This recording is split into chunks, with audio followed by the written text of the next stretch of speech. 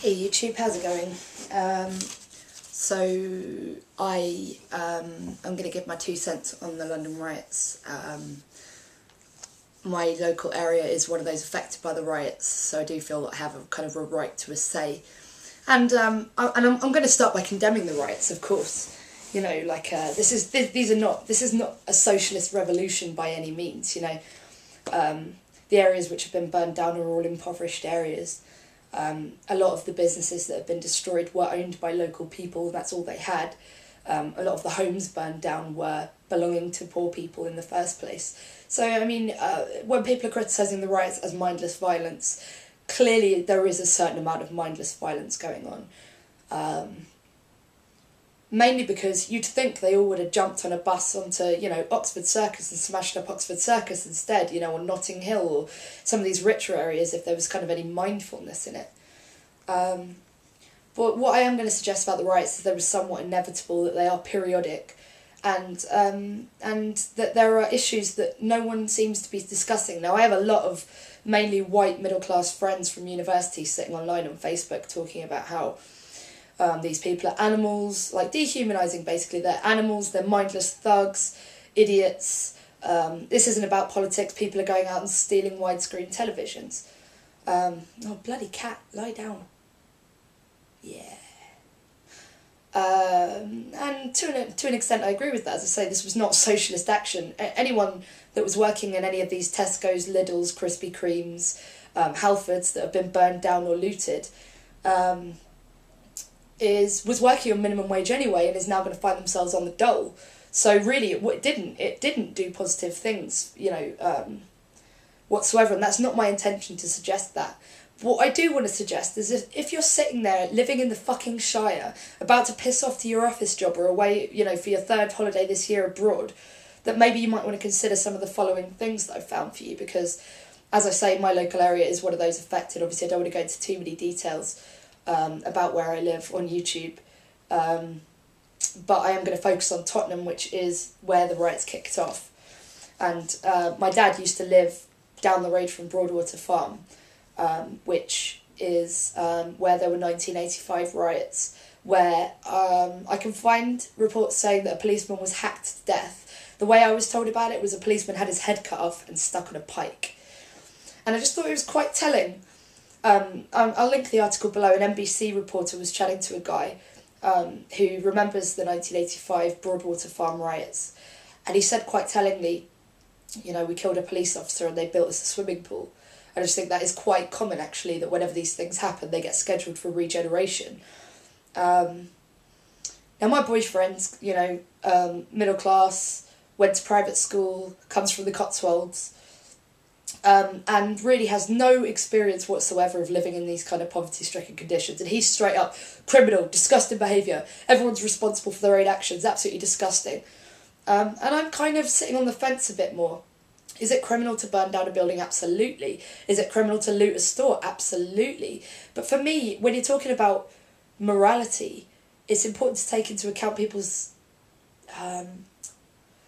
like the intention. You know that old kind of moral dilemma where the little boy steals a bun, and in one of the scenarios he's stealing a bun because his mum has cancer and can't go to work and he's really, really hungry. And in the other one he has money to pay for the bun, but he just chooses to steal it. And then obviously it's much more immoral to steal something when you don't have the money to buy it. Or if you're stealing the bun to help your mum who has cancer, feed your mum who has cancer, then it becomes less of a kind of immoral action than if you're just stealing it for the hell of it. And that's what I'm finding quite interesting about a lot of the Facebook comments, is that people are like, oh, well, they're really political while they're stealing a widescreen television. Well, I'd just like to point out that those stores that were targeted, things like Halfords, jewellery stores, Halfords, by the way, is a bike shop for people that don't know, jewellery stores, trainers stores, which is sneakers for the Americans, and mobile phone shops or cell phone shops. These are all items that you can very easily sell on the black market, so I'm not sure you should assume that most people just thought, oh, I really want me an iPad. You know, I think that a lot of these things are things you can carry away from a looting scene quickly and sell on the black market with relative ease.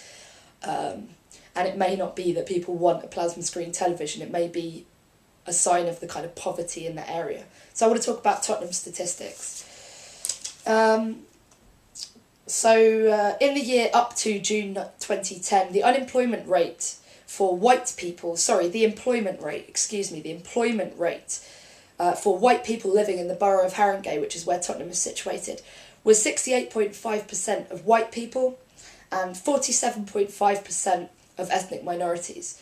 That is, non-white people were less than 50% employed in those areas. The government proposes in the 2011-2012 year to cut 700k from local employment programmes in those areas despite those statistics.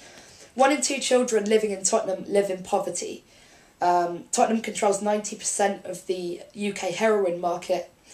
In June 2011, there was 1 reported homicide, 439 reported violent crimes, 16 reported rapes, 154 burglaries, 110 cases of domestic violence, and it's really not uncommon to get stabbed to death in Tottenham before you reach the age of 21.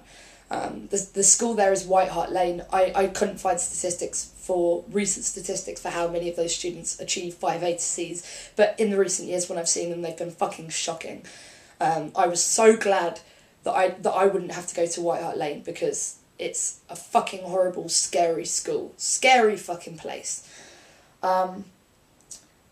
So then me and my boyfriend are discussing all of these issues, and I'm saying, no, it's not okay to go around burning buildings. No, it's not okay to attack the police, for example. Although I would state that, that there has been a certain amount of targeting for something so mindless. Most of the injuries, in fact, 26 out of the 27 reported injuries have been towards the police.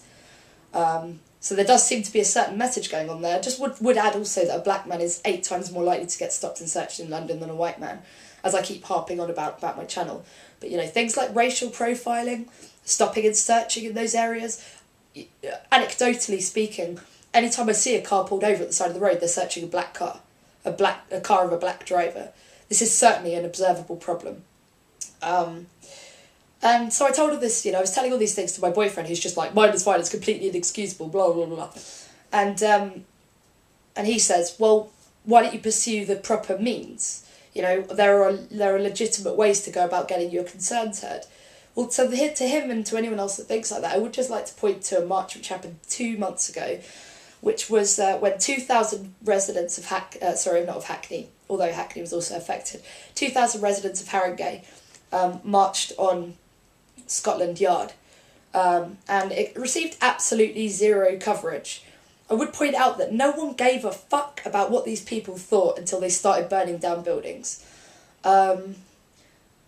Now, it's been very unpopular. The rioting has been very unpopular. It has failed to get across the point, if that was ever the point. And obviously these riots, they did spark off after the police shot dead a black man, claiming that he was shooting at them, although it is also interesting that the bullet found in the radio, the cop that was shot at didn't die, but they didn't know that when they shot the guy dead, to be fair. And there is certainly an argument to be made that the police shouldn't have to put themselves in, in a situation where they may be killed, that they need to have a kind of zero tolerance policy when they're being fired upon.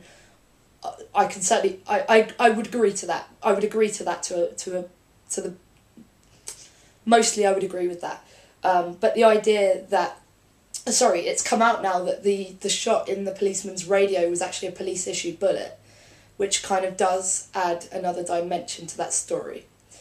It's also interesting that it was a completely peaceful protest, and what angered the crowd in the beginning was that the police didn't bother to come out and discuss the issue with the crowd. That doesn't justify hurting 26 police officers. That certainly doesn't seem to lend itself to burning down local businesses, or making local people homeless, or destroying, the local area that you live in. That doesn't make political sense.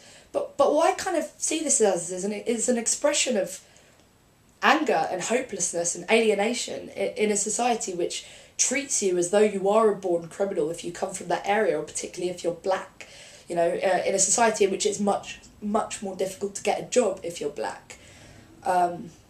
In a society which will stop and search you every time you leave the house. Because you're black. Driving while black is your only crime. In a society where 4/5 of the British prison system is full of black men. So mindless, yes. inevitable? Perhaps. To be honest with you, I'm amazed these things only happen every 20 years, because if it was fucking me living like that, I'd be kicking off every day.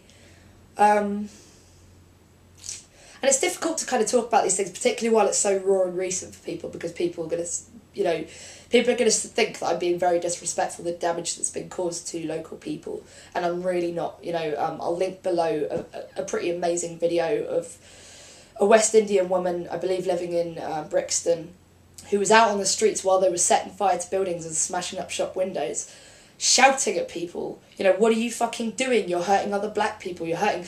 Also, this idea, I'm discussing this in terms of Tottenham, where the rioters were in the main black men and black teenage men. But this brings to mind Nick Griffin, who's the leader of the BNP, the British National Party in Britain, who I fucking despise. And his Twitter is being updated basically every minute with another report of kicking off between Turkish and black people over here. Asian, hundreds of Muslims flood the streets of Neasden. Very happy to talk about that, but I would point to Enfield Town, which has to be the fucking arse end of Britain. I hate that place. I'm also familiar with Enfield. And I used to live in Edmonton as well, so I have some kind of sense of what it is to live in that area. It's fucking horrible. But in Enfield Town, they were white skinheads coming out, burning down shops, looting the place. Poverty not restricted to black people, not restricted to Muslims. And Nick Griffin and the BNP are having a fucking field day. This is a PR field day for them. See, we told you all along multiculturalism has failed. I blocked, I don't know if anyone remembers Neuron666, he used to comment on every video. No matter what I talked about, he would talk about the failure of multiculturalism and how Muslims are all in one big conspiracy, blah, blah, blah, blah, blah. I'm really glad I blocked him, because the first thing I thought when I saw these riots on the news was, oh, Neuron's so going to take this as a failure of multiculturalism. But you know what, for me, this is not a failure of multiculturalism. This is the failure of the government. This is a failure of police force in that area. This is a failure of social services in those areas, of education standards in those areas. This is a natural human reaction to being fucked at every turn. Any kind of attempt you make at a legitimate protest gets ignored. No one cares about it. No, never made a difference. Every year we'd show up at Love Music Hate Racism, year after year, and the BNP would fucking show up to take our pictures and put them on Red Watch. Every year we would show up, people of all nationalities, people of all colours would show up to march against racism in the police force, this sort of thing. Never made a fucking difference. Never did you get Boris Johnson out to talk to the crowd about their grievance, even when you have 300,000 people, And I've got a real problem with people that are watching kind of press coverage of it and then just mindlessly kind of parroting those opinions as well. Because my 55-year-old mother went along to, this is unrelated, but it's just an example of how these things get skewed in the media. Not long ago we were protesting, I wasn't because I was in Brighton, but she went to a London protest. Figures range from 50,000, 75,000 to about 500,000 people showed up to protest tuition fee cuts, or to rising tuition fees. And she, as a 55-year-old woman, was barricaded in with all these other people. People were pissing in bottles. People that hadn't brought food or water with them because they thought they were going to be there for 2 or 3 hours were pissing on the street because they'd been barricaded in by the police. And the coverage that you saw on the news was of 100 or so masked anarchists smashing up bank fronts. And there is some quite telling footage, if you go outside of the BBC footage or the Guardian footage, of 2 guys in masks with sticks smashing up the front of a bank, and then just maybe like 200 reporters all with their tripods set up taking pictures of these 2 guys smashing the banks, and people shouting like from behind, like, what are you doing? There are 500,000 people here and you're filming these morons. There's 500 people here peacefully protesting, and you're filming these morons. The coverage is very limited, you'll notice, of the peaceful protest that was occurring because of the death of this man that was shot by police. But the cameras got down there fucking quick when they started setting fire to shop fronts and cars. So for me, it's a much more cloudy issue than just an animalistic expression of mindless violence. For me, it's been brewing for years, and it's just yet another sign of the massive regeneration needed in those areas of the employment spending that needs to be done in those areas rather than cuts in those areas, of job creation schemes that need to happen in those areas, of listening to people who live in that scenario, who live in that situation.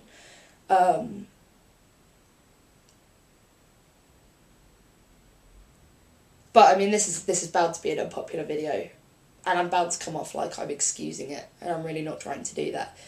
I am hoping that once the initial kind of excitement about the actual riots like calms down, because it seems to be spreading to other areas now, like Romford and Birmingham.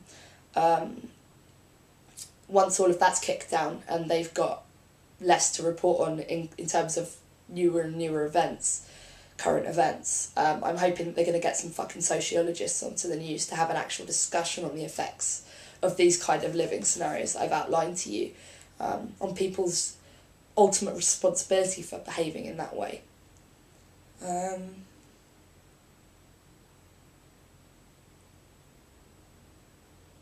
Yeah, let me know what you think. I'd be interested to know. Thank you.